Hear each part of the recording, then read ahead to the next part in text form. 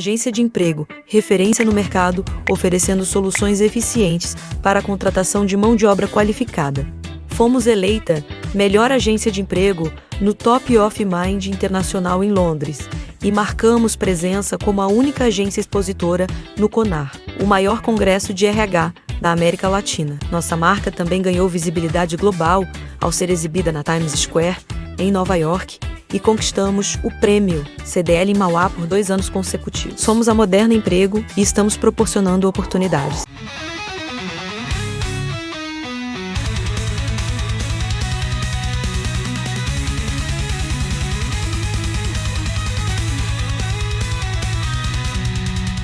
Sejam muito bem-vindos, vocês estão no podcast Juros Negócios, eu sou o Rafael Oliveira, advogado, e hoje senta comigo para bater um papo aqui o Luca Hagihara, da Luha Produções. Você é o CEO da Luha Produções, correto? Correto. Prazerzaço estar com você aqui, Rafa, bater esse bate-papo. Prazer é todo meu, muito obrigado por ter aceito o convite, obrigado por esse tempo de mesa. Que hoje isso? Eu queria saber um pouquinho mais da sua história, da história da empresa. Claro. Eu queria entender também, mais pro final lá, uma novidade aí. Tem um negocinho, fica até o final que tem um negocinho. A cereja do bolo. Luca, vamos lá então. Bora. Você é natural de onde? Se apresenta pro pessoal aí, quem é o Luca? Certo, ali é a minha câmera, né? E se apresentar. Pessoal, meu nome é Luca Hagihara, tenho 27 anos, nascido em São Bernardo do Campo, mas atualmente moro em Santo André há muito tempo, né? Hoje sou CEO da Luha Produções, que é uma empresa de soluções de marketing, né?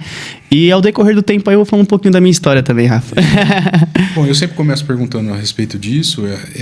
Antes de você chegar na Luha Produções, Certo. que caminho você percorreu, atividades profissionais que você teve, qual é a sua formação, como é que você chegou até aqui, Luca? Cara, legal essa pergunta. Eu falo que o sangue empreendedor na minha vida chegou desde cedo, né? Então, eu estudava em escola, normal. E eu sempre quis ter minhas coisas, né? Queria comprar minha roupa, ter meu celular, ter meu tênis, enfim. Não depender dos meus pais, né? Certo. Não era aluno muito bom, né? Então, meu pai sempre travava muitas coisas pra mim. Tipo assim, só vai ganhar se tirar nota boa. Eu falei, quer saber? Eu vou começar a desenrolar o meu... Não, vou começar a desenrolar a vender alguma coisa e tal. E aí, eu tinha 13 anos. E aí, uma vez a gente foi na 25 de março. Certo. Aí a gente foi na 25 de março e tal, e meu pai sempre muito comunicativo, sempre trabalhou com vendas, um líder nato, e aí eu sempre olhava ele como referência. E aí eu via que ele negociava e tudo mais, eu via que as coisas eram mais baratas do que o comum, né, mesmo tendo pouca idade. E um dia eu falei pra ele, pai, você me empresta um dinheiro pra mim na 25, comprar algumas roupas pra eu poder vender na escola? Ele falou, beleza, então eu vou te emprestar R$300, você vai lá, compra, e aí esse dinheiro você me retorna. Eu falei, tranquilo, fechou. Fui lá, ele me ensinou o trajeto pra poder ir. E depois eu fui sozinho. Não, a primeira vez a gente foi junto, ele me ajudou a comprar as coisas e tal. Chegou na escola, eu vendi em 2 dias. Aí de 300 eu fiz 600 e fui devolver o dinheiro pra ele. Ele falou, não, continua investindo nisso. Eu falei, pô, legal, né? Agora eu já tenho o cara me incentivou e tudo mais. E aí eu comecei a vender com 13 anos. Roupa na escola, comecei a vender sapatênis, aí vendia, na época... Você vendeu sapatênis? Na época era aqueles... Lembra aqueles Osklen, Rafa? Lembro. Então, era famoso, né? Hoje em dia, galera da moda, corta sapatênis. E aí eu vendia bastante sapatênis, cara. Você acredita? Os Osklen estavam muito em alta. E aí eu comecei a vender pra galera do primeiro ano, segundo, terceiro. E começou a virar uma rotina. Eu falei, pô, isso aqui vira. E aí eu comecei a vender roupa. Também Armani, Abercrombie Fitch, Hollister. Começou a virar. Continuei vendendo durante muito tempo, até que chegou num dia que eu tinha 15 anos, eu lembro até hoje. E aí eu peguei uma fonte até de iPhone na época e vendi iPhone na escola, vendi roupa. E aí eu morava em Santo André e estudava em São Mateus. Ia de ônibus todos os dias. E nesse final do ano eu lembro que eu vendi muito e eu fiquei com R$2.500, dinheiro vivo. Aí eu coloquei dentro da meia pra poder vir embora. Com medo, né, de ser roubado, alguma coisa. Nunca tinha ganhado tanto dinheiro assim. Cheguei em casa, mãe, pelo amor de Deus, olha quanto dinheiro eu ganhei e tal, não sei o quê. Ela, não, filho, esse é o caminho e tudo mais. Só que o meu pai, ele sempre quis que eu conhecesse o mercado de trabalho especificamente. E aí eu lembro que na época surgiu uma vaga pra mim do Bradesco pra poder fazer uma questão de estágio. Sim. Eu me inscrevi. Falei, pai, me inscrevi no Bradesco, então, pra eu poder estagiar no banco, né? Já sonhava alto, já vou ser bancário e tal, não sei o quê. E meu pai tinha uma empresa na época de financiamento de caminhões de pesados. E ele tinha um cliente, um gerente, né, de contas dentro do Bradesco. E aí falou, dá uma força pro meu filho, né? Ele se inscreveu nessa vaga do estágio e tudo mais. E aí ele falou, não, Cris, meu pai é Christian, não, Cris, faz o seguinte, eu tenho algo melhor pro seu filho, porque se ele entrar agora, ele não vai gostar muito do banco, é muita pressão, acho que não seria legal para ele e tal. E aí ele foi e falou assim, eu tenho uma vaga, e era de frente, assim, lá na Líbero Badaró, na São Bento. Sim. Uma empresa chamada Amaro, de call center, e falou, eu vou conseguir uma entrevista pro seu filho lá. Falei, beleza. Aí saindo da escola de manhã, meu pai me liga. Filho, tudo bem? Tudo, pai. Beleza, consegui uma entrevista pra você. Eu falei, uma entrevista? Ele, entrevista de emprego. É uma empresa de call center, eu não sei muito bem com o que ela mexe. Mas é tal dia, 2h da tarde. Eu falei, não, mas eu tô vendendo bem as roupas, né? Eu queria continuar nisso e tal. Ele, não, filho, você precisa ir pro mercado de trabalho e tal. Eu falei, só de raiva eu não vou passar, né? Só de raiva eu não vou passar. E aí o que aconteceu? Eu fui na entrevista. E chegou lá, eu sempre uma pessoa muito comunicativa. Comecei a entrevista com a gerente da época e passei.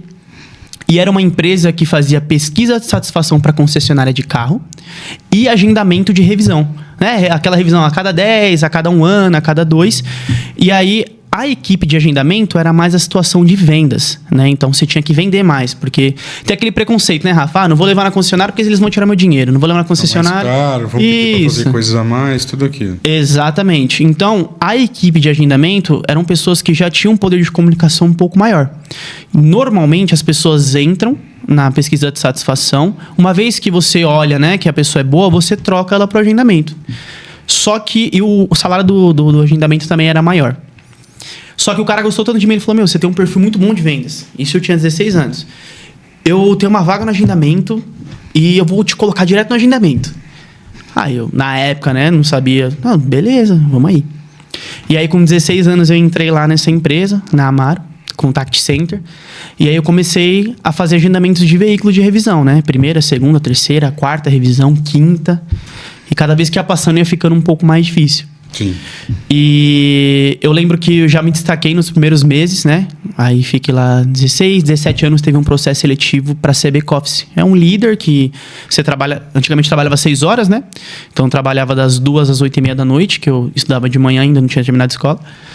E aí abriu essa vaga de back-office que você trabalhava-se 8 horas, né? Chegava um pouco mais cedo, você trabalhava na PA, que é o ponto de atendimento, para o cliente 6 horas. E às 2 horas você cuidava da operação, né? Já estavam te preparando para ser líder. E eu lembro que acho que foram 6 pessoas que se inscreveram, mais velhas do que eu, fato. Eu tinha apenas 17 na época. E foi passando um processo seletivo e tal, e eu fiquei entre as 2 últimas, eu e a Rosana, que é uma amiga minha que foi supervisora lá também um bom tempo. E eu não... Naquele período eu não passei, né? Eu fiquei de stand-by justamente por conta da idade, né? Falando, não, a gente colocou na balança e você precisa pegar uma bagagem, primeiro trabalho. Tudo bem. Aí eu voltei pra operação meio frustrado, porque eu queria ter passado. Mas não era o meu momento. Passou-se 3, 4 meses, eles fecharam com a Vigorito, né? Que é a da Chevrolet. Sim. E eram, acho que, 10 PA, se eu não me engano.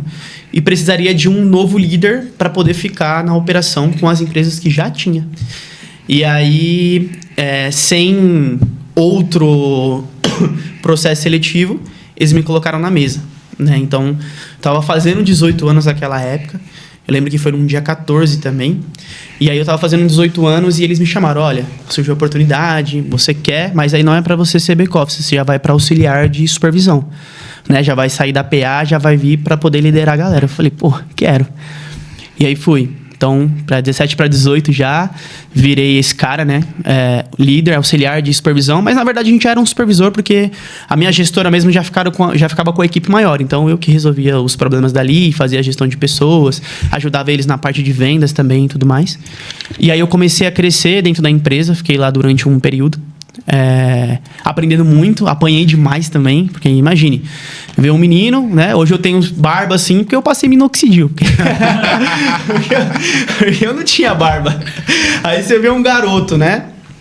Liderando pessoas com a idade maior, né? Seja elas de 22 na época, que eu tinha apenas 18, para 27, 30, 32, era um desafio para as pessoas também ter esse respeito, né? A um menininho que estava ali.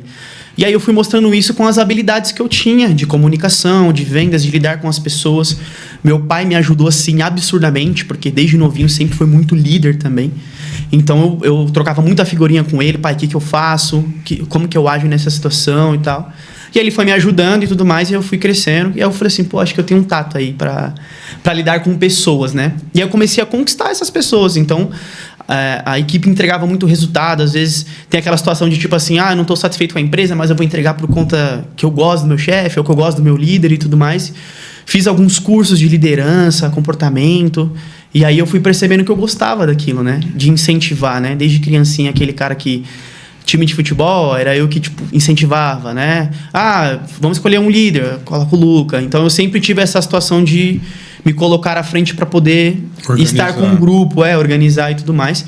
E sempre gostei, né, dessa ideia de explorar potencial. Então, não ser só um chefe para mandar porque eu quero mandar em alguém, mas olhar, por exemplo, um Rafa, tipo, pô, Luca, eu não tô conseguindo entregar o resultado, né? Eu preciso, sei lá, agendar 10 no dia, tô agendando 4, 3, eu preciso que você me ajude.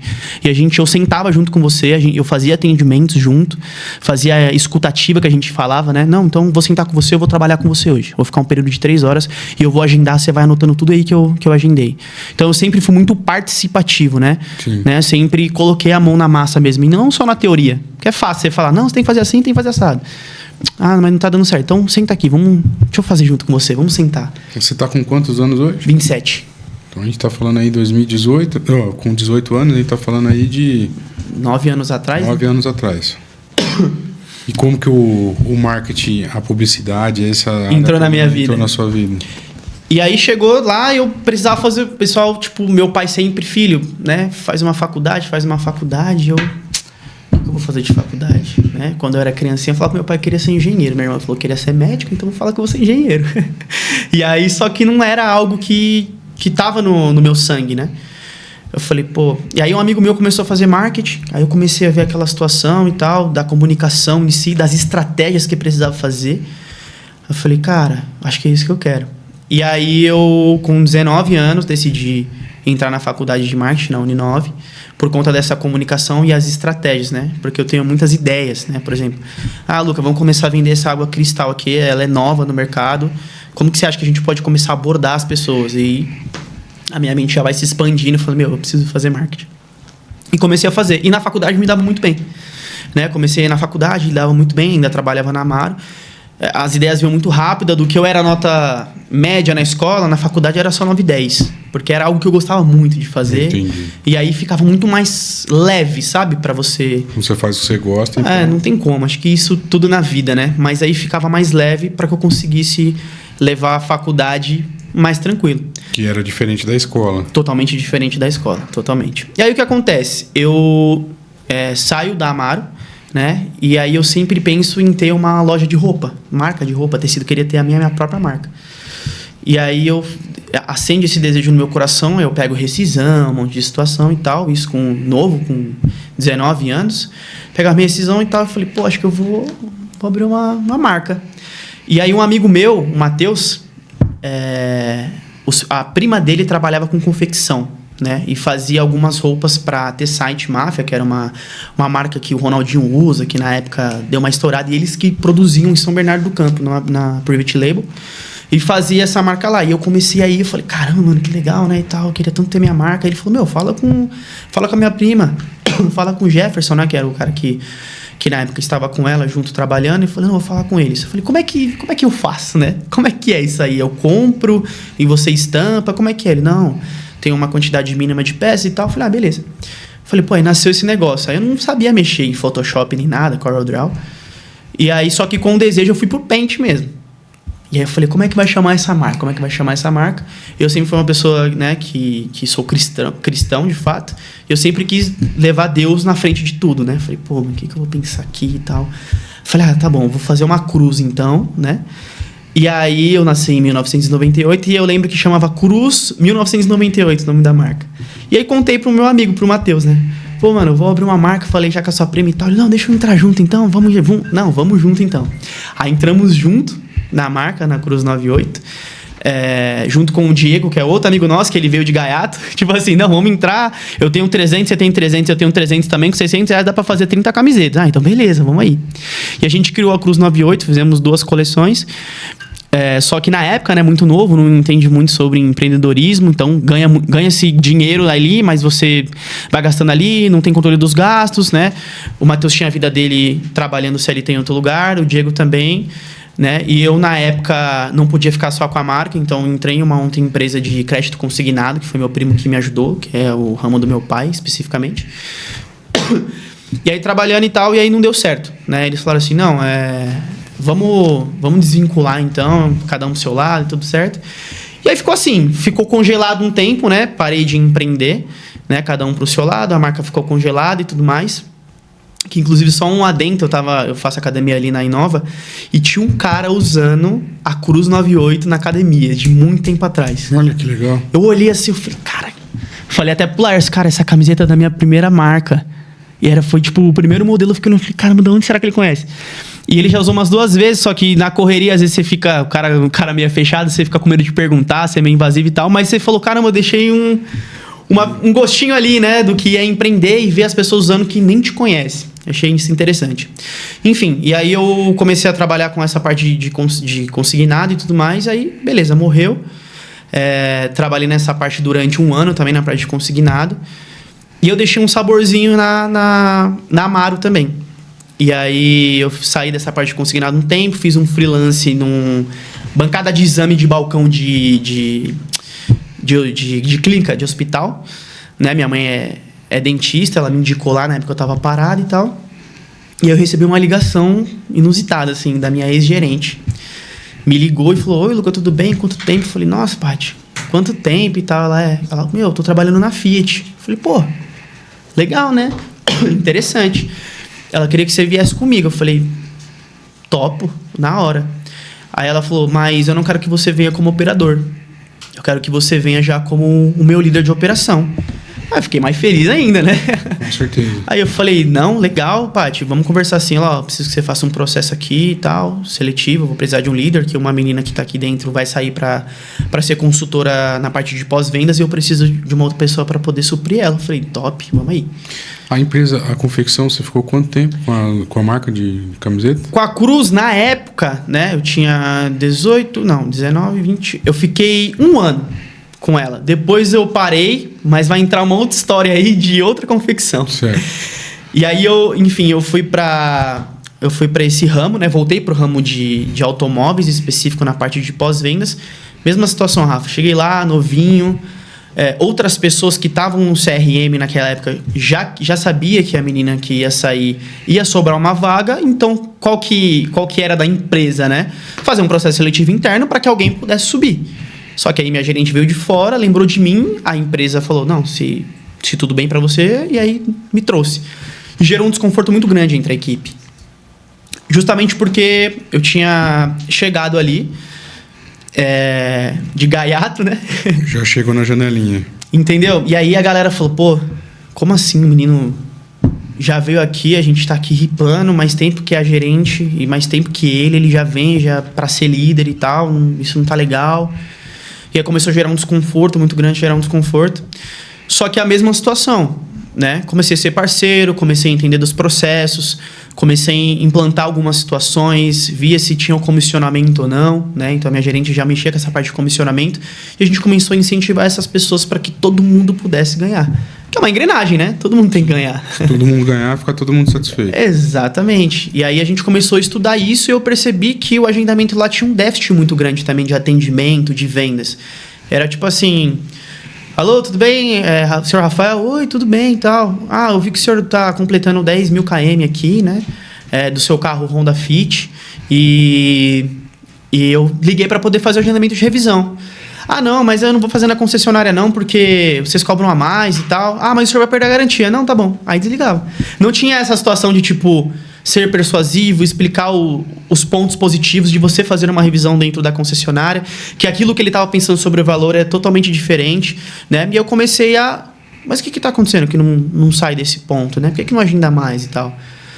E aí fiz a mesma coisa. Falei, você pode habilitar essa PA para mim aqui que eu vou trabalhar. E aí eu peguei os leads da base que chegava e uma tacada só, em um dia eu fiz 12 agendamentos. Trabalhando. Agendando e trabalhando, agendando e trabalhando. E a galera falou, não, peraí. Tem alguma coisa diferente. Exatamente. Uns chegaram perto para entender, outros já, tipo... E ao decorrer do tempo eu fui estendendo as minhas mãos, né? Tipo assim, o que você tá precisando? O que você acha que precisa melhorar? Hoje você tem meta, né? Para poder ser batida, né? Você tem um incentivo por isso. O que é diferente para você? E aí, antes da venda em si ser trabalhada, é trabalhar também a mente, né, do ser humano. Porque você precisa ter um objetivo para você querer vender mais ou ganhar mais dinheiro. Porque se você não tem, tipo assim, tá, mas e aí? Você tá aqui por quê? Eu tenho uma filha, acabou de nascer e tal, preciso ganhar dinheiro. E aí você tá fazendo o quê para melhorar essa situação? Você tá entregando currículo, você quer outra oportunidade? Porque aqui você já tem uma. O que você precisa mais? E aí começar a identificar os pontos. Se realmente a pessoa era vendedora ou se ela tava ali para ser uma atendente receptiva. E aí foi quando a gente foi identificando esses pontos dentro da equipe, né? Então, ó, isso aqui não serve para estar aqui, ele serve para outro setor. A gente não vai descartar, porque a empresa é gigante. O Grupo Sinal tinha 40 lojas quando eu estava lá e tinha várias oportunidades. Então, as pessoas não iam ser descartadas, entendeu? Mas dá oportunidade para ela ser feliz em outro lugar. Porque existem coisas que é para mim, existem coisas que não é. Sim. Identificar. Então, acho que antes de você insistir em alguém, é interessante que você saber se ela tá no propósito que ela quer, né? Porque imagina, você ensina, você trata e a pessoa chega em casa e fala... Não é o que eu quero. E aí não consegue destravar, não consegue desenvolver. Não mesmo. E aí foi onde a gente conseguiu identificar esses pontos e a equipe foi crescendo. Crescendo. A gente tinha um período só que trabalhava-se 8 horas nesse CRM. A gente modificou esse sistema. A gente saiu do Paraisópolis, que a gente fala, para ir pro Morumbi, que a gente foi lá para ficar do lado do presidente lá, fez uma sala só para nós, de tanto resultado que a gente entregou na época. E aí fizemos 2 equipes, a equipe matinal e a noturna, né? Então atendia até 8h50 da noite. Tem aquela situação que eu estava até comentando com o Leandro também da Pratacar, que às vezes você atender o cliente após as 18 horas, a chance de fechamento é muito maior. Né? Porque você está no momento de descanso e tudo mais. E a gente aumentou. E depois desse horário é onde a gente conseguia agendar mais clientes. Porque às vezes o cara na correria ele não quer saber de revisão. Depois eu paro. Não, eu vou trocar o óleo, fica em paz. E aí acho que a revisão é só trocar o óleo, né? Não, vou trocar. Ele tá preocupado com outras coisas. Se você liga oferecendo pode ser um puta negócio para ele. E se ele tá preocupado com outras coisas, ele não quer nem te ouvir. Não quer. E aí fica nessa situação, Rafa. A gente entrava em contato, o cara tava sempre na correria, né? E aí ele sempre tava trabalhando e não conseguia literalmente seguir o que a gente queria propor para ele. E aí depois desse horário começou a aumentar absurdamente. Aí o dono olhou com mais carinho ainda pro CRM e falou, caramba, esse negócio aqui é bom. E o que começou a acontecer? A gente começou a liberar verba para nós, né? De comissionamento mesmo. Porque se você começa faturando no negócio X e entrega Y...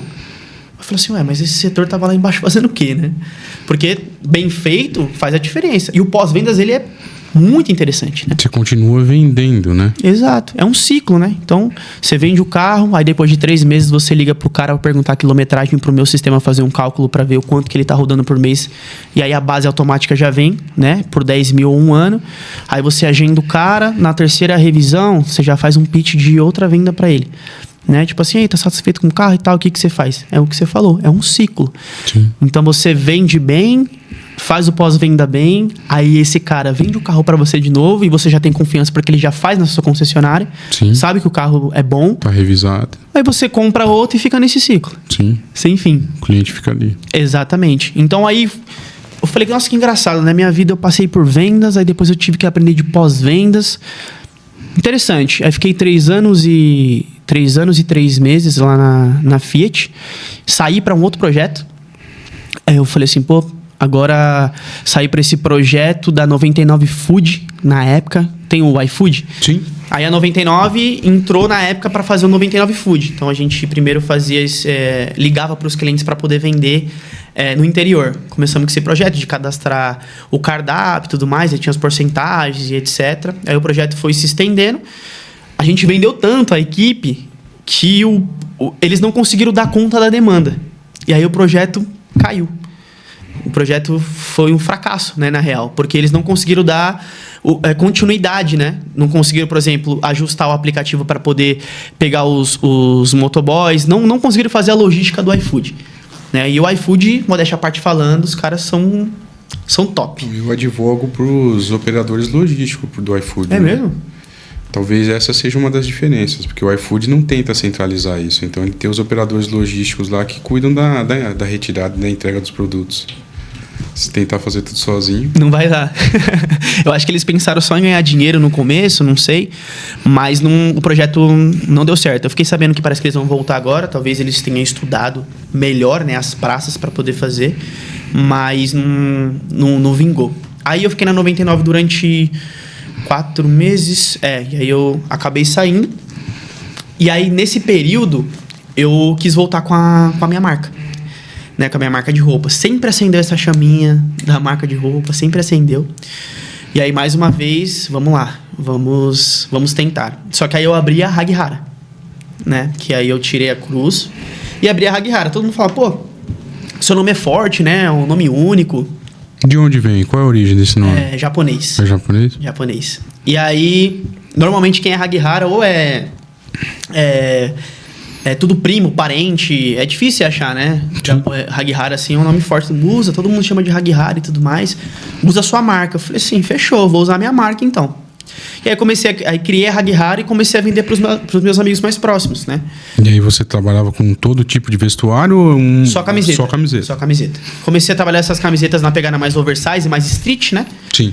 E aí eu comecei a vender até para os meus ex-pessoas que trabalhavam comigo, né? Ex-colegas de trabalho da Fiat. E eles consumiam demais a marca. Teve uma vez até foi engraçado que eu fui ver eles, estava tipo unânime, todo mundo usando a camiseta e tal. Falei, pô, que legal. E aí eu comecei a vender a Haguihara, fiz um primeiro drop, fiz um segundo drop, vendeu muito bem. Aí no terceiro drop, o meu cunhado, ele é contador, né? E aí ele falou assim, pô, e aí, como é que tá a marca e tal? Falei, cara, tá andando, mas sempre aquele negócio, né? Tá trabalhando, aí fica nessa situação de vai, não vai. Ele, quero entrar com você. Aí, beleza, meu cunhado entrou comigo, Gustavo. Entrou na Haguihara, ele cuidava da parte da gestão financeira, né? Que, modéstia à parte, ele era muito bom na parte financeira. E eu cuidava da parte das vendas, né? Então, vendia muita camiseta, vendia bastante coisa. Aí, fizemos um quarto drop com moletom, calça, bermuda. Vendemos super bem também. E aí, a gente decidiu, acho que foi aí que foi o erro da situação. Quando a gente vendeu tudo mais, pegou o dinheiro, enfim, fomos investindo, a gente decidiu abrir a Haguihara Gold, que seria só para ouro, né? A gente pegava as correntes de ouro, pulseira, tudo folhada e banhada e vendia. Só acessórios. Só acessórios. E aí a gente começou a migrar e aí ficou meio que subdividida, né? Tipo, a Haguihara para um lado, a Haguihara Gold para outro. Aí envolvemos um outro sócio também. Então, começou a dar muita confusão, né? E aí foi quando a minha mãe sempre falou pra mim, filho, isso aqui é um sonho seu, você tem que tocar isso aqui sozinho, que não sei o que, tal. Aí beleza, aí, né, meu cunhado, Lucas, acho que não dá mais, tá? Tranquilo, paramos de vender e tudo mais. E aí nessa época eu tava parado, né? Eu tinha parado por um período, pouco tempo. E aí um amigo da faculdade meu, o Danilo Duran, ele foi minha dupla na faculdade, né? Era tipo dupla dinâmica. O pessoal fazia grupo, era só eu e ele e entregava um dos melhores trabalhos que tinha. Cara, uma mente pensante absurda, assim, executador, top. E ele, entrei no Google. Falei, caraca, Danilo, que da hora e tal. Ele e estão precisando de pessoas e pessoas boas. E o Google, ele te bonifica por indicar alguém, né? Ele, e eu só tenho confiança em indicar você. Você quer vir? Eu falei, na hora. Manda seu currículo. Aí mandou o currículo. Faz todo aquele processo seletivo, é claro, né? Então eu tive acho que 4 processos. Faz uma provinha online, o RH te liga. Aí você faz outra prova em inglês.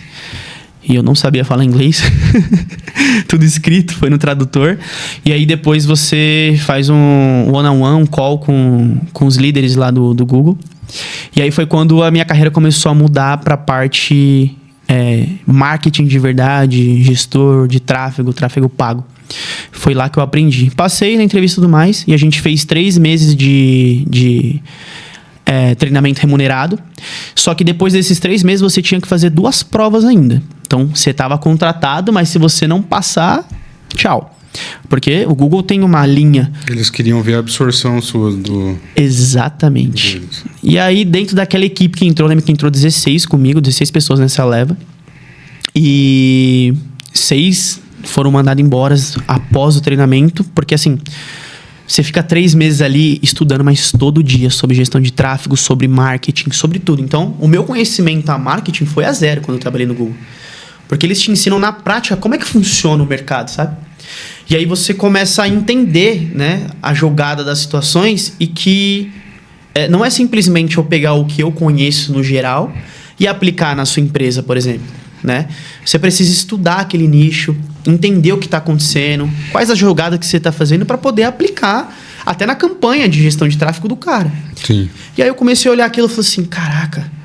Então, você vê que a faculdade me deu um geral legal, só que você fala, isso aqui é muito mais profundo do que eu imaginava.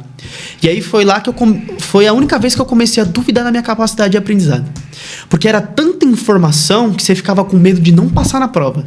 E aí fica aquela pressão, né? Pô, já consegui chegar até aqui. Se eu não passar na prova, o que vai acontecer? Vou ser mandado embora, e aí e tal. E a família, né? Feliz, meu pai, minha mãe. Pô, meu filho trabalha no Google e tal.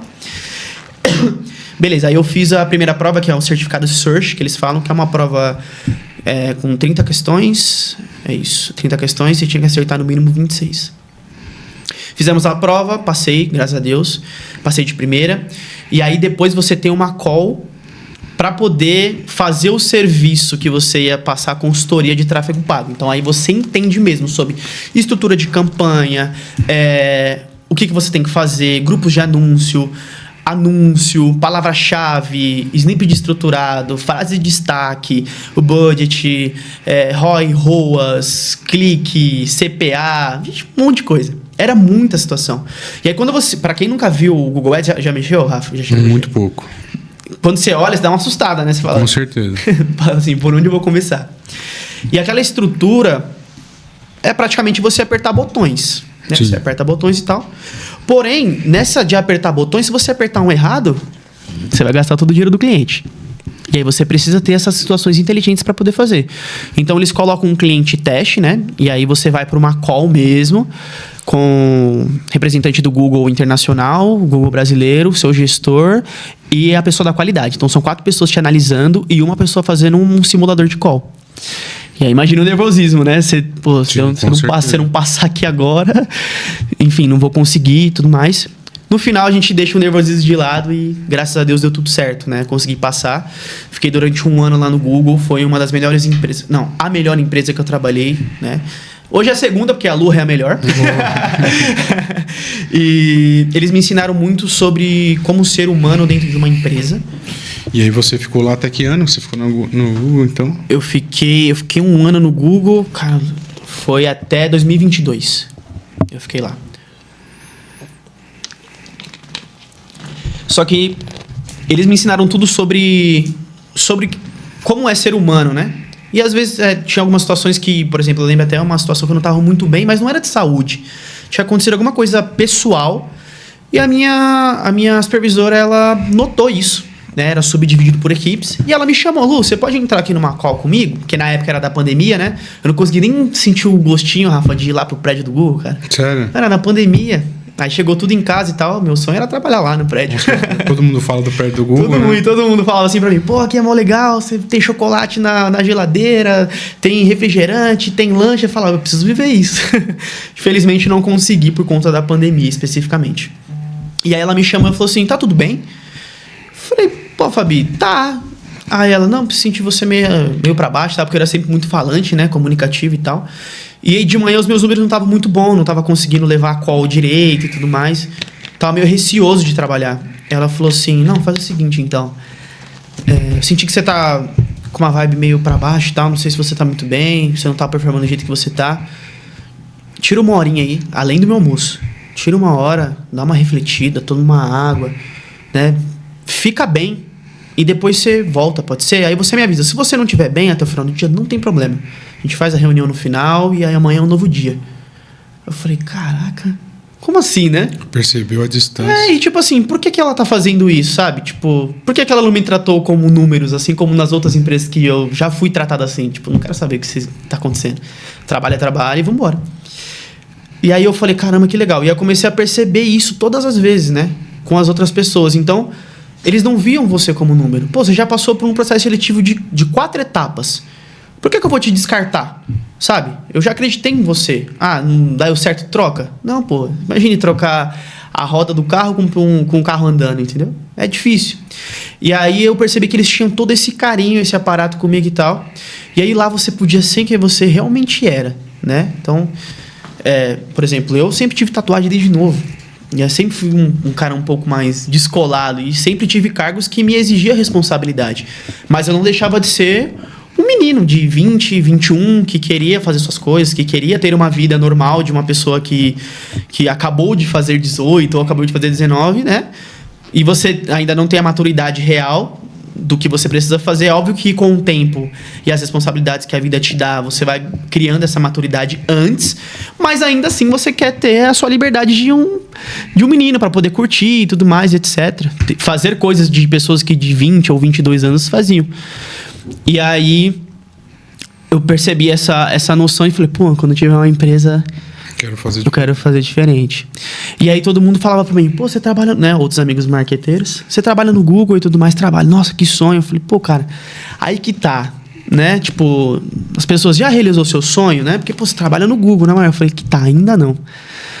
Aí todo mundo falou, mas como assim? Mas você não pensa em ficar aí? E aí, porque eles davam, né? Eles pagavam sua faculdade, pagavam curso de inglês, fazia tudo.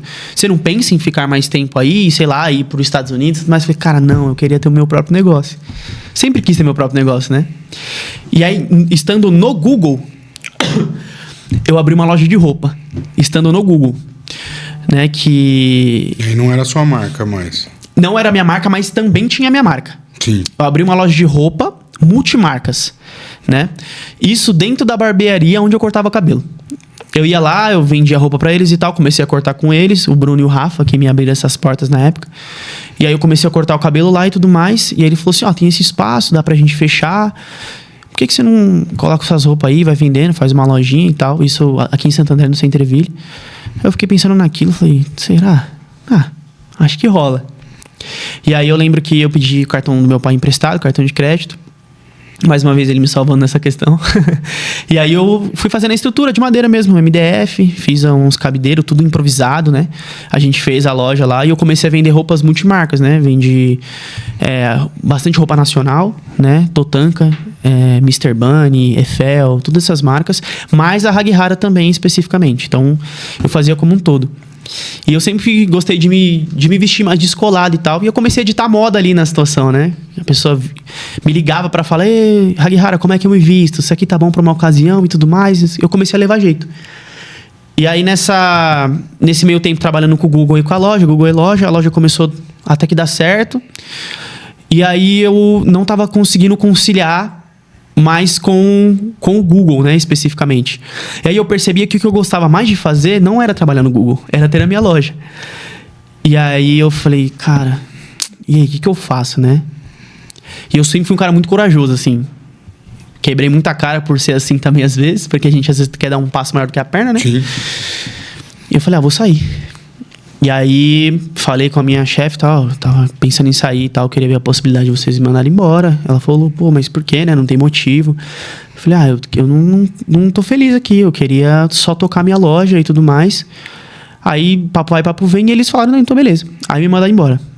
Minha mãe chorou no dia. Imagina, né? Falei, mãe, saí do Google, ela começou a chorar, ela tava na minha loja. Como assim, filho, e tal? O que aconteceu? Eu falei, não, mãe, eu que quis sair. Ela, meu Deus, Lucas, você não sabe se isso aqui vai dar certo. A loja é desse tamanho e como assim? Eu falei, mãe, não tava feliz, pô. Não era o que eu queria. Eu quero isso, eu quero empreender. Aí ela falou, então tá bom. E meu pai, outro cara que também sempre me deu os dois caminhos, né? Mas sempre falava assim, esse caminho aqui é o que eu tô te indicando, mas se você quiser ir pro outro, tá tudo bem. E a maioria das vezes eu escolhi o outro lá. Sempre quebrei a cara. Mas ele era o cara que sempre tava me incentivando, independente de qualquer situação. Meu pai sempre falava assim, não, filho, vai lá de novo, vai lá de novo. E liga pra mim e fala, tenho orgulho de você. Eu, que jeito que você tem orgulho de mim? Fiz um monte de merda. E ele, tipo, vai no caminho, tô do seu lado, tamo junto, vamos. E aí, a gente foi percorrendo esse caminho.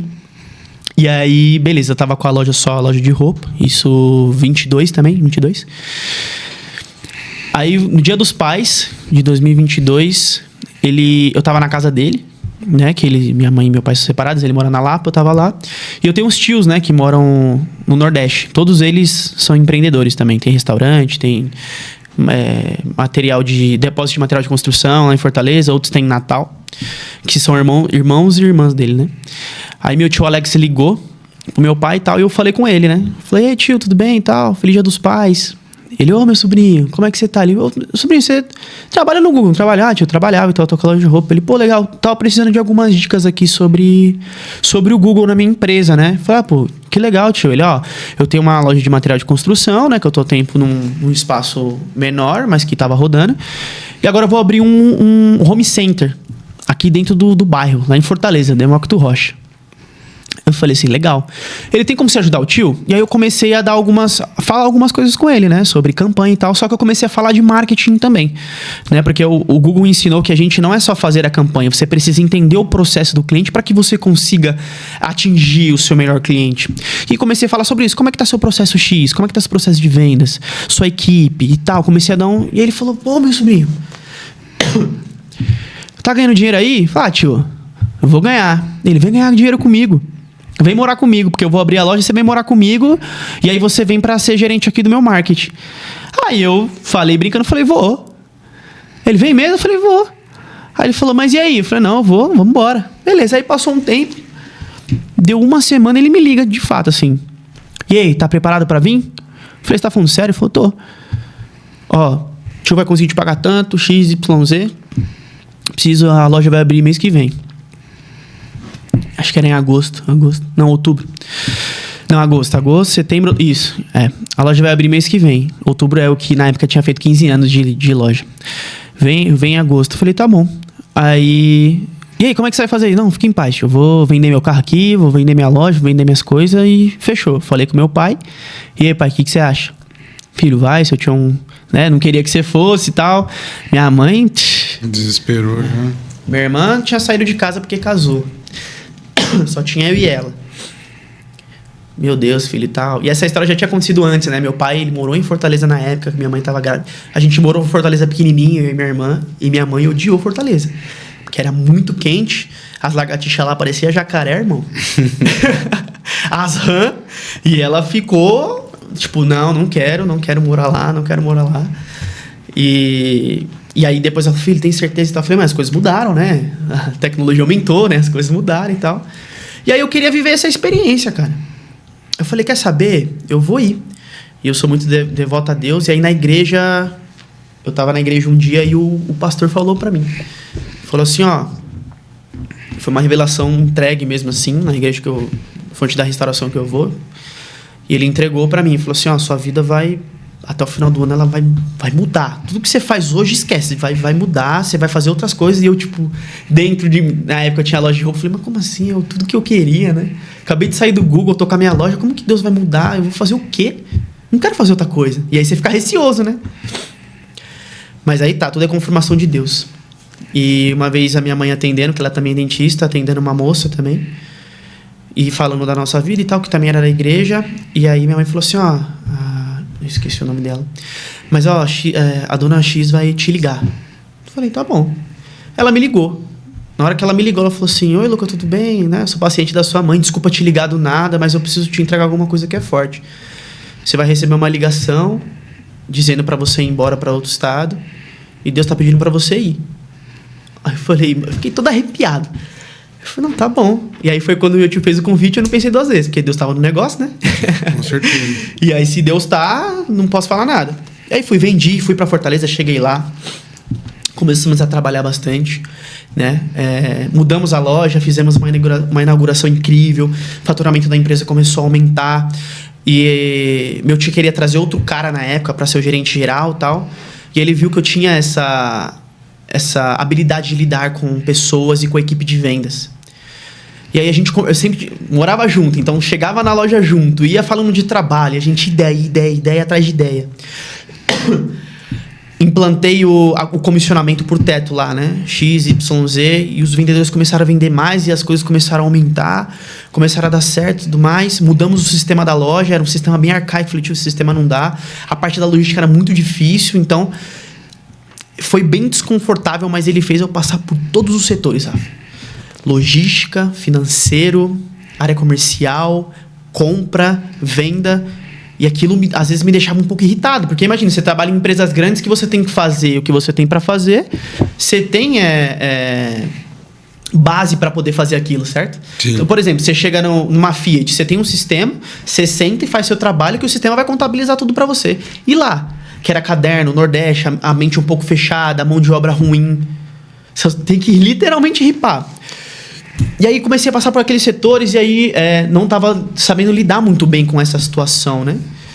E aí começou a gerar um certo desconforto em alguns momentos, mas a gente conseguiu implantar outras coisas e tal, e eu lidava muito bem com a equipe. Até hoje o pessoal me manda mensagem, né? Tem uma vendedora, a Fabi, que a gente chama ela de mamãe, e aí até hoje ela comenta às vezes, nossa, que legal ver você crescendo, filho, que não sei o quê, vem visitar a gente. Então todo mundo que eu liderei tem um carinho muito especial. Eu acho isso muito legal. Sim. Até hoje eu recebo mensagem, pô, você foi o melhor líder que eu tive, cara. Que não sei o que, tal. E aí, enfim, fiquei lá no meu tio um tempo em Fortaleza. E os meus hábitos foram mudando, né? Eu me afastei muito da igreja. Lá as coisas são um pouco mais fáceis, em questão de bebida, balada, noite. E eu comecei a me perder um pouco. Essa foi a realidade, né? Saía demais e tudo mais. Eu cheguei lá sem beber bebida alcoólica, e ao decorrer do tempo lá, eu falei, esse sol aqui, uma só não vai matar. E aí, sabe aquele negócio de vai indo. E aí, aconteceu que eu comecei a meio que me perder nessa situação. Nunca dei trabalho pros meus tios, jamais. Porém, a questão financeira mesmo, né? Gastava demais com coisa que não era pra gastar. Chegava muito tarde em casa, às vezes, no outro dia tinha que trabalhar. E isso foi levando. E aí, beleza, começamos... dei uma parada assim leve, comecei... vou pra academia, vou fazer um futebol. E comecei a levar meu tio comigo. Aí meu tio começou a fazer junto comigo e tal. E aí, que história muito louca, né? Minha mãe, sempre na cabeça dela, ela falava pra mim, você vai... mas você vai voltar. E ela me ligava, ela sabia que eu tava triste, porque lá eu aprendi a lidar com a solidão, sem meus amigos, sem as pessoas que eu amava, com desconfiança de quem era quem, né? Então, literalmente, eu fui levado ao abismo. Não que meu tio não esteja comigo, mas é diferente, né? Imagina, você não tem um contato com seu tio há muito tempo, você vai morar com ele, não é a mesma coisa. Não. Parecia que eu era um visitante da casa dele todos os dias, parecia que eu tava incomodando de ficar no sofá dele e, sei lá, minha tia queria deitar junto com o filho dela, e às vezes que eles queriam conversar alguma coisa e eu tava no meio, aí então, tipo assim, eu ia pro meu quarto 7h30, 8 horas da noite falando que tava com sono, e não. O meu momento de paz era quando eu ia pro meu quarto, porque eu fechava a porta ali e, tipo assim... posso ser eu, sabe? Só que eu queria ter dado muito certo ali, sabe? Eu falo, não, eu sempre fui determinado. Não, eu vou conseguir. E minha mãe falava, filho, volta pra casa. E aí eu dei até uma resposta meio atravessada pra ela. Eu falei assim, se for pra me ligar, pra me desmotivar, nem me liga mais. E aí ela sentiu muito isso, né? Aí, beleza, ela nunca mais falou sobre isso, porque mãe sente, né? Meu pai, ele sempre me incentivou. Como é que tá? Meu pai sabia que eu não tava muito bem, mas ele... me incentivava. Tipo assim, você tem que passar por esse processo, sabe? Mais ou menos isso que na mente dele ele falava. E eu, não, beleza. E aí, cara, jogando futebol, olha que história engraçada. Eu jogando futebol, comecei a sentir dor no tornozelo. Começou a inchar meu tornozelo. Eu, caramba, não tá doendo, mas tá inchado, né? Tá incomodando e tal. Aí no terceiro dia eu tinha convênio. Meu pai trabalhava e eu, graças a Deus, tinha convênio. Eu falei, tio, vamos no médico comigo, né? Meu tornozelo tá muito inchado, tá me incomodando. Eu trabalho de tênis, naquele calor, cara. Nossa Senhora. E aí, cheguei lá. E vamos fazer um raio-x. Beleza, raio-x não deu nada. Tá, vamos fazer... já que você tem convênio, faz uma ressonância, pô. Porque, tipo, tá inchando muito, mas você não tá doendo, não faz sentido tá inchado. Alguma coisa deve ter acontecido que a gente não consegue ver no raio-x, então a gente precisa fazer uma ressonância. Beleza. Fizemos a ressonância, e aí eu lembro que nessa época que a gente fez a ressonância ia ficar pronta em 7 dias. E aí, num final de semana, na sexta-feira, a minha irmã chega pra fazer uma visita pra mim. Eu tava na loja lá embaixo e minha sobrinha, cara, tinha acabado de nascer, tinha 1 aninho. E eu fiquei muito sentido, né, por ter ficado longe. Na hora que Desce no Uber, minha irmã com a sobrinha. Meu Deus do céu, eu comecei a chorar. Falei, caraca, minha família tá aqui e tal. E minha irmã, né, sempre foi muito ciumenta comigo, sempre muito apaixonada de ter aquele cuidado, irmã mais velha e tal. Aí eu fiquei feliz pra caramba. Falei, caramba, minha família tá aqui, minha família tá aqui. E eu tava com o tornozelo zoado ainda, né? Aí o médico, na verdade, pediu pra mim usar bota ortopédica e eu usando a bota. Aí a gente foi pra praia, né? Tipo, esquece, né? Esquece a dor. Passamos o final de semana lá, minha irmã passou comigo junto com a minha sobrinha, meu cunhado e tudo mais. Eu achei que ia aliviar um pouco a dor de ter visto, né, minha família, assim. E naquele momento, quando eu deixei eles no aeroporto, eu falei assim, meu Deus, tô com muita saudade, eu preciso ver minha mãe, preciso ver meu pai, eu preciso voltar para minhas origens, assim. E eu fiquei, caramba, que loucura. Aí é como Deus faz, né? E aí nisso, a gente trabalhando, aí um dia eu falei assim, ô tio, vamos buscar uma ressonância? Ele, mas tá pronta? Eu nem sabia que tava pronta ainda. Eu falei, tá. Aí a gente foi de moto lá. Chegou lá, realmente estava pronta. A gente buscou, era umas 7 horas da noite. Pegamos a minha ressonância e aí a gente foi no hospital. Falei, já que você tá aqui, em vez de você marcar um especialista, já vai no pronto-socorro e tira essa prova aí. Porque no outro dia eu já queria jogar futebol ali de novo. Falei, vamos tirar logo isso aí. Quando chegou lá, o cara era de São Bernardo, o médico também era de São Bernardo.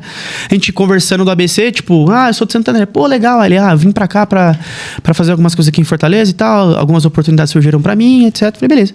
Aí ele falando comigo, ele olhou assim, a ressonância, ele, você espera, peraí. Aí ele foi, ligou, pegou o celular, ligou pra um médico e tal, não sei o que, tá assim, assado, não sei o que lá. Aí ele desligou e falou assim, Luca, eu tenho uma notícia pra te falar, não sei se vai ser muito agradável. Eu falei, o que foi, doutor? Ele falou, aparentemente isso aqui, você tá com um tumor no tornozelo. Eu falei, o quê? Ele e pelo jeito aqui ele já corroeu, né? E você de jeito nenhum agora pode tirar sua bota. Porque como o osso é assim, né? E aí o tumor ele corroeu e ficou aqui dentro, assim. Então se tira, fica oco. Então pensa, se quebra, lascou. Ia lascar em vários pedaços. Exato. Aí ele falou assim, então, pra você, só bota, muleta, não pode fazer impacto. Até a gente descobrir realmente o que é isso. Porque, olha que específico, era um tumor ósseo. Então, eu precisava de um oncologista, como que chama? Que cuida do osso? Agora me pegou. Oi? Ortopedista. Ortopedista especializado em oncologia. Um ortopedista especializado em câncer dos ossos. Como que vai achar esse cara? Aí rodamos Fortaleza, não tinha. Aí fui num cara especializado em tornozelo, não era oncológico, mas era especializado em tornozelo. Ele falou assim, Luca, aparentemente realmente é um tumor. Eu faço essa cirurgia a gente vai retirar esse tumor, vai fazer enxerto ósseo para sua bacia, vai enxertar junto com enxerto artificial para poder dar liga. E eu falei, tá, mas como é que é essa recuperação? Eu falei, 3 meses aí sem andar, com ajuda, sem colocar o pé no chão. 3 meses sem colocar o pé no chão. E você vai precisar de ajuda pra tomar banho, pra não sei o que, tal. Eu falei, não. Aqui não tem como. E aí, eu falei pro meu tio, vou ter que voltar. Eu falei, mas qual que é a gravidade? Ele, Luca, ele tá crescendo. Por isso que tá inchando, porque ele não aguenta ficar mais aí dentro. Ele tá crescendo, e a probabilidade disso... aí outra, tem que fazer rápido. Porque se quebrar seu osso... Você vai ter que tirar o tumor e ainda... Como é que você vai imobilizar seu tornozelo? Porque é cartilagem, né? Porque, por exemplo, às vezes você tem o joelho, por exemplo. Eu sei que é difícil, só que você tem osso ali pra imobilizar o tornozelo. Não. Eu falei, vou ter que voltar pra São Paulo. Aí avisei todo mundo e aí avisei minha mãe. E minha mãe ficou quieta, assim, estática. Aí ela... Tá, vou marcar um médico pra você. Aí eu falei assim, tá bom. Aí ele, e aí, sobrinho, como é que você vai fazer? Eu falei, tio, eu preciso voltar e tal. A minha mãe me ligou de volta, semana que vem, tá? Seu match tá marcado. Terça-feira, eu falei, mãe, calma, nem comprei a passagem e tal, não sei o quê. Como é que eu vou sair daqui desse jeito? Eu falei, tio, vou ter que ir embora. Comprei uma passagem e fui embora. Cheguei em São Paulo. Aí eu lembro que minha mãe falou, filho, eu lembro que você não queria voltar e tal, não sei o quê. Mas Deus já tinha falado pra mim que você ia voltar e que você ia ter uma situação no seu pé que te faria voltar. E na igreja foi avisado pra minha mãe, tem uma pessoa longe, seu filho, que vai acontecer alguma coisa pra ele poder voltar. E ela tava toda arrepiada, então tudo na minha vida foi tudo propósito de Deus. Aí vai chegar na Aloha Produções, pra você entender. Cheguei, voltei com algumas roupas pra vender, porque lá a gente tinha fabricado um pouquinho de Hague Hara também, lá com meu tio. Voltei com algumas roupas pra vender. E aí, eu cheguei aqui em São Paulo, voltei a cortar cabelo onde eu sempre cortei, que é no Bruno. E eles estavam para montar um estúdio, né? O Luiz, que é meu sócio, o Bruno, que é o nosso barbeiro, e eles estavam para montar um estúdio, tava gravando e tal, não sei o que, lá na garagem da mãe do Luiz. E aí o Luiz falou assim, mano, eu vou te ajudar, né? Eu tenho alguns clientes, né, de audiovisual, que ele trabalhava com audiovisual e social media, só que ele fazia gestão de tráfego, mas ele estava aprendendo ainda, né, a gestão de tráfego, e gestão de tráfego é chato, né, especificamente falando, que são os anúncios pagos. Aí eu falei, ele sabia que eu trabalhava no Google, e aí ele foi me passando uns clientes, ele falou, vou te passando uns clientes para você ir fazendo, né, aos poucos, porque você vai operar, não vai conseguir, né, voltei com uma mão na frente e outra atrás de Fortaleza, assim, nada no bolso. Minha mãe sustentando a casa comigo, sabe? Tipo, deixando de trabalhar alguns dias e tal. E eu falei, beleza. Eu falei, então, vai me ajudando. A gente foi se ajudando e tal. E aí, chegou o momento da minha cirurgia. Beleza, fiz a cirurgia. Fiz a cirurgia bonitinho, né? Aí o Luiz sempre falando, e aí, cara? Né? Dá pra mandar uns clientes e tal, não sei o quê. Aí começou a mandar uns clientes, eu trabalhei no de casa. Só que antes de eu fazer a cirurgia, eu falei pra ele que eu não queria agência de marketing. Falei, não, Luiz, eu não quero agência de marketing, a agência de marketing é muito queimada, eu não quero trabalhar com isso. Ele, não, vou te esperar. E foi o que aconteceu.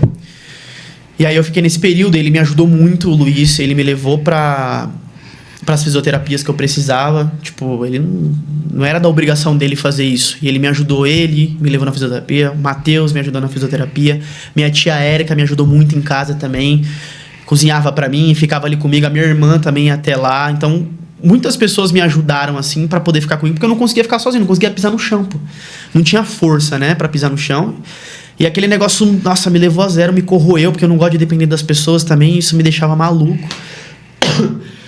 E aí eu fui me recuperando aos poucos, sabe? E comecei a dar valor em pequenos detalhes, né? E aí eu falei, vou olhar pra trás agora, de tudo que eu te contei. Por que Deus fez eu passar por todo esse processo, né? Justamente pra me chegar onde eu tô hoje. Então, assim, ele me fez um processo de responsabilidade cedo, ele conseguiu fazer eu enxergar a responsabilidade do dinheiro. Se a gente meter o pé pelas mãos, a gente não vai conseguir. Se a gente pensar com a nossa cabeça, você não vai pra frente. Se você agir da forma que você quer, vai dar ruim. E se não colocar Deus no projeto, não vai acontecer nada. Então, eu fiquei longe da minha família, eu percebi que os bens materiais não são nada na nossa vida. Eu passei um processo quase de depressão em Fortaleza porque eu não tinha amizades sinceras do meu lado. Eu tive que ficar longe da minha mãe e do meu pai para dar mais valor aos meus pais, né? Ficar longe da minha irmã, dos meus sobrinhos, para falar, são eles que estão estendendo a mão para mim. E aí eu tive que passar por todos os processos da empresa do meu tio, do financeiro ao comercial, logística e do tributo também especificamente, para chegar, e quando a gente foi abrir a Lurra, que na época era 2L Produções, ter todas essas expertise. Entendi. Então, assim, foi um preparo que, se eu não tivesse tido esse preparo, eu não estaria aqui hoje. Então vamos fazer uma pausa aqui agora. Bora. Você vai ter que voltar aqui para falar só da Lurra Produções. Fechou. Porque agora eu sei que vocês têm um lançamento muito importante para fazer. É isso. E eu quero separar os minutinhos finais aqui do nosso podcast para vocês fazerem esse lançamento. Agora. E depois você volta aqui. Então vamos chamar o Leandro para conversar com a gente. Então agora estamos aqui com o Luca, com o Leandro. O Leandro esteve aqui recentemente falando a respeito dessa mentoria, desse trabalho que vocês iam fazer sobre liderança, sobre marketing e tudo mais. Isso mesmo. E eu queria saber mais sobre isso. Eu queria que vocês usassem o nosso tempo aqui para fazer o lançamento do projeto. Fica à vontade. É isso aí. Vai lá, Lucão. É isso. Seguinte. O nome do projeto se chama Checkmate. É a jogada final aí para vocês, para usar o gambito da rainha, né? Sacrificar a rainha para poder pegar o rei e crescer as suas vendas. Lojista de carro, dia 11/7. 11/7, sexta-feira, das 18 às 22, tá? Vagas limitadíssimas, tá bom? São 20 lojistas, né? 20 lojistas. 20 lojistas. A gente vai falar sobre mentalidade, crescimento, tudo dentro dessa atmosfera, e lá a gente vai elevar o nível de conhecimento e novidades que tem para o mercado sobre comportamento dentro da loja dos donos de loja de carro. Dia a dia, que vai fazer a diferença. Gestão de tráfego, inteligência artificial, tudo vai ser algo incrível, diferenciado, e eu já queria te presentear, porque você vai estar convidado. Opa, será um prazer, estarei lá com toda certeza. Então, como é que a galera de casa que está assistindo aqui, que está acompanhando, como é que eles chegam até você? Tem um site? Tem um site, qual que é o site? A gente vai mandar o link, se você puder deixar na Vamos deixar na bio. Deixar na bio, então, que é do Simpla, que lá vai estar todas as informações do evento e o valor do ingresso especificamente. Entendi. Fechou? Vai ser aqui em Santo André mesmo. Em Santo André? Isso, exatamente. Já tem o endereço? Já temos o endereço, só não lembro de cor de cabeça. Tem aí na Simpla? Gilda, deixa eu ver aqui. A gente tem no link. Tem no link. Então, galera, você que se interessou, você que quer aprender um pouco mais sobre como não usar os celulares nas reuniões, quando você tiver... Você que quiser bater um papo. Sobre isso. Se você quiser crescer e se desenvolver ainda mais na sua área, tem aqui duas pessoas muito bem sucedidas no que fazem. O Leandro é referência em vendas de carros aqui na região do ABC. Não perca tempo. As vagas são limitadas. É isso. E é bem diferente, viu? E vão estar tudo aqui na descrição do vídeo. Vai estar também no meu Instagram. Eu vou colocar também no Instagram. É isso. Instagram da Patacar. Instagram da Luha Produções. Todo mundo junto e misturado. No Instagram do Luca também. Então, se você acompanhou até agora, eu gostaria de fazer um pedido para você, para que vocês nos sigam nas nossas redes sociais, para que você curta, compartilhe, comente aqui nesse episódio. E se você quiser que o Luca volte aqui para contar a parte da fundação da empresa e como ele trabalha, como ele enxerga o marketing e como ele faz isso chegar até os clientes dele, deixa aí nos comentários também, que vai ser um prazer continuar esse papo de onde a gente começou. Consideração no final de vocês, pode ficar à vontade. Quero mais uma vez agradecer a oportunidade, né? Para mim é uma honra estar com esse cara aqui, pela história que vocês já ouviram. Mais uma vez agradecer o Rafael, que é um parceiro. Ontem mesmo nós estivemos juntos numa mesa aí abençoada. Amém. Que Deus possa nos proporcionar vários momentos iguais a esse, né? E é isso, cara. Vamos já acessar o novo. Deus tá nos esticando e nós estamos preparados para entregar o nosso melhor. Não é apenas uma venda, não é sobre isso, não é sobre o cifrão, é sobre cumprir um propósito. E é isso, cara. Estou muito feliz, muito obrigado a todos vocês aí que comentaram, enfim, minha esposa, minha filha, amo vocês e é isso. Muito obrigado, Luca. Obrigado pelo seu tempo, obrigado por estar você. aqui. Leandro, tamo junto. Bom, doutor. Como é que é? Pra cima? Pra cima.